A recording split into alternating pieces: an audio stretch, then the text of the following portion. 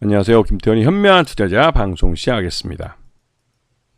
본 영상에서 다룬 내용은 투자 권유가 아니며 각개인의 투자 판단에 대한 책임을 지지 않습니다. 별도 SNS 채널 가입을 유도하거나 투자 권유 및 유료 리딩 서비스를 홍보하는 불법 사칭 계정에 유의하시기 바랍니다. 자, 오늘은 태형건설에 대해 좀 말씀을 드리겠는데요. 오늘 태형건설이 워크아웃 들어간 이후로 처음으로 상한가를 쳤습니다. 이렇게 상한가를 친 이유는 다른 무엇보다도 이번에 감사보고서를 제출하면서 태형건설이 드디어 감사의견 적정을 받으면서 관리 종목으로부터 탈피할 수 있는, 즉 해지를 수 있는 그런 기회를 맞았기 때문에 그렇습니다. 그래서 실제로 이제 관리 종목에서 해제되면서 태형건설 주가가 정상적으로 거래되는 그런 종목이 된 것이죠. 그러면서 바로 상한가로 쳤습니다.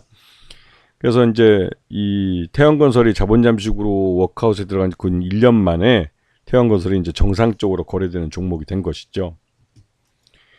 지금 태형건설이 작년 연말에 이제 부동산 PF 우발 침무가 이게 급증하면서 도저히 뭐 태형건설 자체적으로는 이걸 막을 수 없어가지고 채권단 워크아웃에 들어갔습니다. 그래서 이제 충격을 많이 줬었는데요.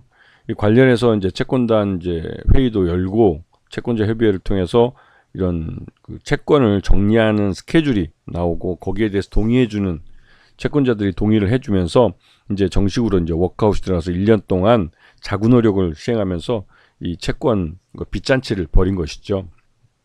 그러면서 이 태형건설은 그 에코비트, 그 태형건설의 모회사인 TY홀딩스는 에코비트라고 이제 환경업체인데 이게 그 수처리 업체입니다. 이 업체도 이제 그 조단위의 회사인데 이 회사도 이제 매각해서 조단위의 자금으로 이제 부채를 갚고 그랬죠. 그러면서 전반적으로 이 그 부동산 PF 쪽에 대한 주의감, 그 위기감이 고조되기도 했습니다. 그러면서 일단은 뭐가 됐든 간에 태형건설은 워크아웃에 들어가서 과거에 이제 부동산 PF 부실들, 특히 지방의 부동산 경기가 더 나쁘기 때문에 지방의 부동산 PF 사업장들은 진짜 말 그대로 태형건설이 다 뒤집어 쓰게 되는 그런 상황이었기 때문에 그 지방에 있는 부동산 PF들을 우선 끄는데 이 자금을 사용했고 그러한 그 노력의 일환으로 이 근 1년 만에 기업 회생에서 이제 탈피할 수 있는 첫걸음이라고 할 수 있는 관리 종목 해제에 성공을 한 겁니다. 그래서 그동안 태형건설은 워크아웃에 이제 들어가서 자구책을 이제 했는데요. 기본적으로 이제 무상 감자를 하고 출자 전환해서 채권단이 갖고 있는 채권들을 자본으로 전입을 시켰고요.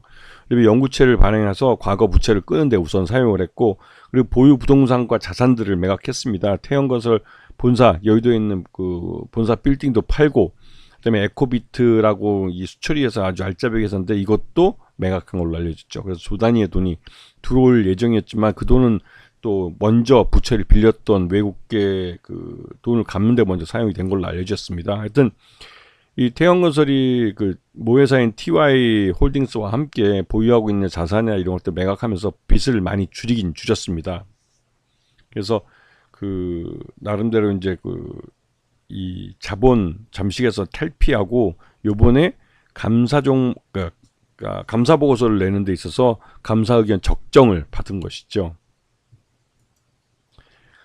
자, 전체적으로 태형건설은 건설사업부가 가장 큽니다. 특히 이제 토목환경 해가지고 이 수처리하는데 그 뭐 예전에 많았던 구리시의 왕숙천이나 이런 데 이제 이 물에 대한 그러니까 하천 정비나 이런 쪽 사업에서 아주 특화되어 있고 거기에서 꽤 많은 수익을 냈습니다. 그리고 이제 그 지난해 실적을 놓고 보면 전체 매출액 외형은 줄어든데 이게 뭐 줄어든 게 딴 거 무엇보다도 부동산 경기가 안 좋았기 때문에 그런 측면도 있고 자체적으로도 과거에 벌렸던 부실 사업장들 다 정리하면서 매출 외형은 줄어든 모습을 보였습니다. 그리고 이렇게 매출 외형이 줄었기 때문에 실적도 나쁠 것 같았지만 알고 따지고 보면 요번에 그 매출 외형은 줄었지만 거기에 맞게 이제 부실 사업장을 다 정리했기 때문에 오히려 영업이익은 증가하는, 그래서 흑자 전환하는 데 성공을 했습니다. 큰 숫자는 아니더라도 그래도 대규모 적자에서 흑자로 전환할 수 있다는 게 나름대로 좀 긍정적인 소식으로 보이는 것이죠. 그 단기 순이익도 흑자 전환하는 데 성공을 했습니다. 이게 이제 자구 노력을 통해서 부채를 많이 줄임으로써 해서 단기 순이익도 흑자로 돌아올 수 있는 기회를 만들어낸 것이죠. 그리고 최대주주 특수관계인 보면 TY홀딩스가 최대주주로서 58% 지분을 갖고 있습니다. 이게 이제 그 예전에 감자를 통해서 과거 부실들 다 떨어내고 그다음에 다른 주주들도 이제 포기한 주식들 다 넘겨받고, 그래서 TY홀딩스가 오히려 예전보다는 그 주주 지분이 거의 배가 늘어난 거죠. 58%니까. 그리고 그래서 이제 최대주주 특수관계인 지분율이 59.45%가 됐습니다. 굉장히 많은 것이죠. 그리고 지금 산업은행이 그리고 11.64%를 갖고 있기 때문에 최대주주 특수관계인 포함해서 그리고 또 이제 채권 금융사 중에 이제 대표 채권단이 이제 한국산업은행인데, 이런 지분은 함부로 움직일 수가 없습니다. 거의 고정되어 있기 때문에 실제로 유통 가능한 주식수는 소액주들이 갖고 있는 13.20%밖에 안 된다는 소리죠. 그렇게 되면 말 그대로 유동 주식이 없어서 이 품절주가 쉽게 되는 그런 결과를 가져옵니다. 그런데 요번에 태형건설이 이제 감사보고를 제출하면서 이 적정 의견을 받았습니다. 적정 의견을 받았다는 건 말 그대로 정상 기업이 됐다는 소리죠. 그러면 태형건설이 관리 종목 지정 사유인 이 자본 잠식 부분이 해소가 되게 되는 겁니다. 그래서 자연스럽게 정상 기업이 됐고, 이 관리 종목 그 사유가 해소됐기 때문에 그 관리 종목 지정된 것이 해제되게 되는 것이죠. 이제는 정상적으로 거래되는 그런 기업이 외형 쪽으로는 상장사가 된 겁니다. 그런데 여기 보시면 지금 워크아웃 이 채권단 자율 협약에 의한 그 구조조정 과정에서 KB증권이나 NH캐피탈, 키움저축은행 같이 이제 금융회사들이 보유하고 있는 채권을 주식으로 출자 전환을 하게 되는 겁니다. 그렇게 해서 주식으로 이제 채권이 아닌 주주가 되는 건데요. 이 주주가 된 이 지분은 그 주주가 출자 전환이 되는 날로부터 1년간 보호예수를 하게 됩니다. 보호예수가 된다는 건 말 그대로 시장에 나오지 않는 주식이 되고요. 그리고 이제 출자 전환할 때 출자 전환 주식 주가를 대부분 좀 이렇게 높이 평가를 해야만 그 이 주식 수가 늘어나는 게 좀 수가 줄어듭니다. 하지만 대부분 다 이렇게 망가져 버린 회사들은 이 그러니까 출자 전환할 때 출자 전환하는 기준 가격이 굉장히 낮죠. 그렇기 때문에 향후 이 회사가 보유예수가 풀리고 나서 시장에 팔 때는 그 팔아서 자신들의 채권량보다 더 많은 그 수익을 가져갈 수도 있게 되죠. 주가가 오르게 되면. 그렇기 때문에 실제로 이렇게 그 워크아웃이나 이 법정 관리 들어가는 회사들이 그 감자나 이런 것 조치를 통해서 그 이후에 그 채권 금융기관들이 출자 전환하는 경우에는 실제 유통 주식수가 굉장히 적은 상태에서 채권단만이 시장의 유동성을 공급할 수 있는 위치가 되는 것이죠. 그렇기 때문에 실제로 이 채권단들의 보호예수된 그 이 출자 전환 주식이 시장에 나올 수 있는, 그러니까 보호예수가 해제되기 전까지 주가가 꽤 많이 오르는 그런 현상들이 나타납니다. 이 태형건설 같은 경우도 유동 주식이 없어서 나타난 현상이기도 하고, 그러한 현상 때문에 주가가 상한가까지 한 방에 그냥 급등해서 올라가는 경우가 된 것이죠. 그리고 이렇게 주가가 많이 오를 경우에는 채권 금융기관들도 나중에 이제 그 일정 기간이 돼서 보호예수 기간이 끝나고 다시 시장에 주식을 팔 수 있을 때가 됐을 때 상당한 주가 차익을 얻을 수 있는데요. 그래서 이제 이러한 출자 전환, 그러니까 이런 그 워크아웃 와중에 출자 전환을 해서 주식을 보유한 기업들이, 그 금융사들이 꽤 짭짤한 재미를 보는 경우가 있습니다. 그래서 이런 부분도 그 매번 이제 그 반복되는 경향이 있기 때문에 이런 워크아웃하는 기업들에 대해서는 관심을 좀 갖고 보셔야 될 필요가 있죠. 왜냐하면 과거 보시전 이미 이 출자 전환이나 이런 것을 통해서, 감자나 출자 전환을 통해서 이 회사 자체는 클린 컴퍼니가 되는 겁니다. 재무적으로 가장 깨끗한 업체가 될 수가 있는 것이죠.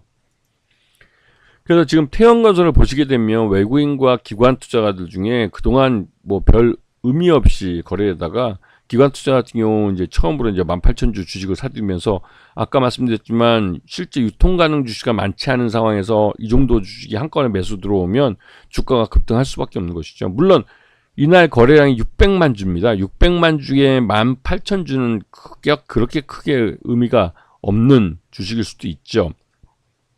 하지만 이 실제 유통 가능한 주식수가 없는 상황에서 600만 주가 거래했다는 것은 실제로 유통이 가능한 주식이 씨가 많았다는 것, 즉 품절주가 됐다는 사실을 이제 인식시켜 주는 것이죠. 그래서 기존에 이제 태형건설 주식을 갖고 있는 분들 같은 경우는 이제 과거의 감자나 이런 걸 통해 손해봤던 것들을 일정 부분 회복할 수 있는 기회를 잡게 되신 겁니다.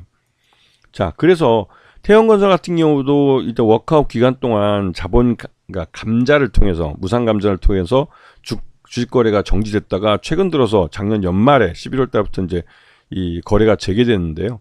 거래가 재개된다는 건 기존 기관 투자가들이 출자 전환한 주식을 나중에 팔 수 있는 기회를 주기 위해서 이 거래를 재개시켜 주는 겁니다. 그렇게 되면 이 채권 금융단들이 수익을 가져가기 위해서는 그 출자 전환한 그 주가보다 높은 가격이 될 때 말 그대로 이제 이 채권을 회수율을 최대한 높일 수 있는 기회가 되는 것이죠. 이제는 이렇게 해서 주가가 더 올라가면 그 채권에 대한 회수뿐만 아니라 이제 수익까지 노릴 수 있는 기회가 되는 겁니다. 이런 부분을 잘 봐주셔야 되고, 항상 워크아웃 주식에서는 반복되는 현상이기 때문에 다른 워크아웃 종목들도 관심권에 놓고 보실 필요가 있는 것이죠.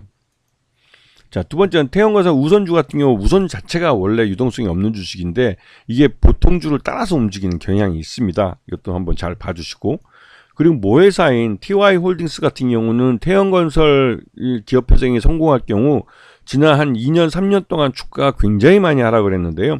이 하락한 것만큼 다시 또 우상향한 차트를 만들 가능성이 큽니다.